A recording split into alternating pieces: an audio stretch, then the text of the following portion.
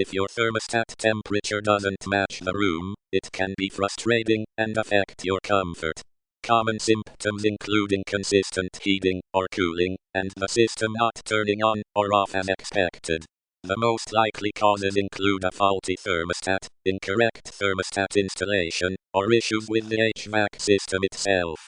As a homeowner, you can perform some safe checks, such as checking the thermostat batteries and verifying system power. However, some checks and repairs should only be performed by a qualified HVAC technician. A technician will diagnose the issue, perform the necessary repairs, and verify system operation.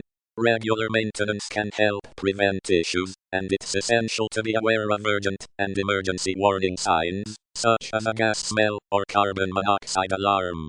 Visit our guide for a comprehensive overview of thermostat issues, safe checks, and the repair process.